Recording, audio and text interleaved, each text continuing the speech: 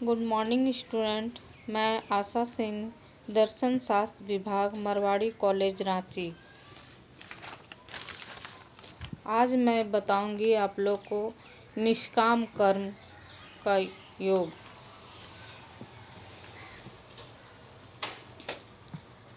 भगवत गीता एक अनूठा प्राचीन धर्म ग्रंथ है। इसका महत्व भगवान श्री कृष्ण के अवतार होने का प्रबल और प्रत्यक्ष प्रमाण है। इसमें वर्णन किया गया सारा विषय अति गंभीर, सत्य, कालातीत, विश्वव्यापी और मनुष्य के लिए अत्यंत उपयोगी है। इस दर्शन में धर्म दर्शन और नीति शास्त्र का समन्वय है। भगवत गीता हिंदू धर्म का धरोहर है।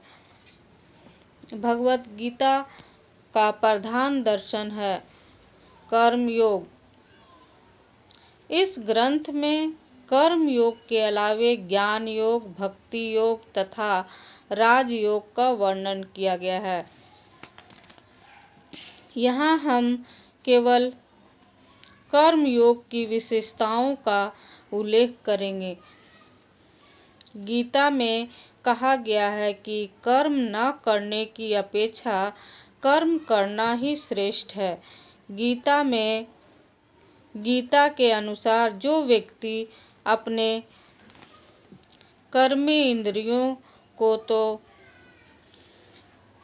संयम में रखता है, परंतु उसके मन में इंद्रियों के विषयों का स्मरण करता रहता है, वह पाखंडी कहलाता है।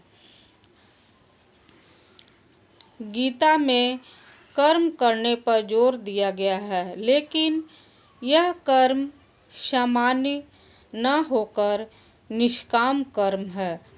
निष्काम कर्म का अर्थ है किसी भी कामना से रहित होकर भगवान की इच्छा अनुसार कर्म करना। कर्म की उत्पत्ति की धातु से हुई है। कर्म शब्द का अर्थ है कार्य करना।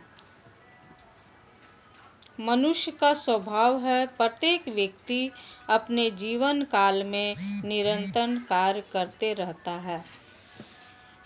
जीवन के साथ कर्म जुड़ा हुआ है। गीता में कहा गया है कि कर्म किए बिना कोई भी प्राणी एक क्षण भी नहीं रह सकता। मनुष्य जीवन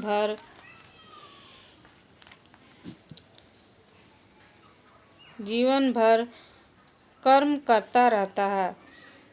गीता में कर्म के प्रति अध्यता, ममता और आसक्ति को न मानने को कहा गया है। गीता में कर्म करो, फल की इच्छा न करो। फल नहीं मिलने की स्थिति में अपने कर्मों को छोड़ना नहीं चाहिए।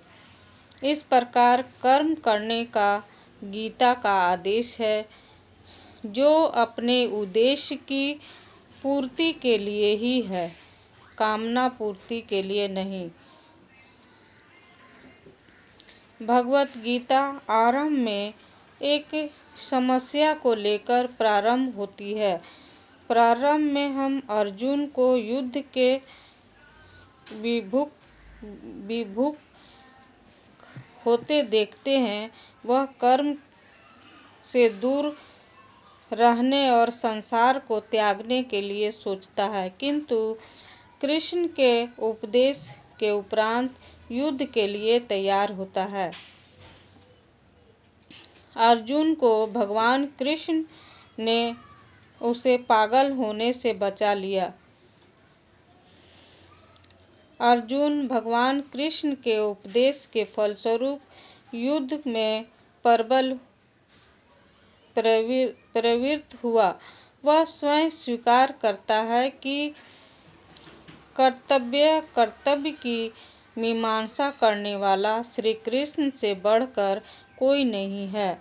सच कहा जाए तो गीता के अनुसार कोई भी पुरुष किसी काल में क्षण भर भी बिना कर्म किए नहीं रह सकता,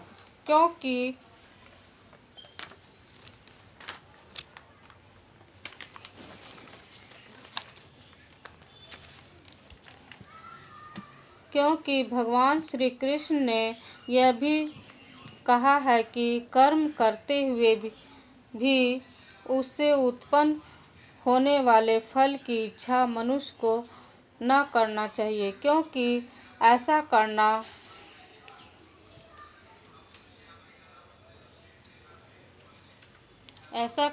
कर्म करना नहीं बल्कि लोभ, राग और वासना को बढ़ावा देना है। कोई भी मनुष्य कर्म का त्याग करने में स्वतंत्र नहीं है। अतः मैं गीता की महत्ता के बारे में यह कहा जा सकता है कि गीता एक ऐसा ग्रंथ है जिसका महत्व अविनाशी है। यह हमेशा धार्मिक जीवन के लिए सत्य है। Thank you.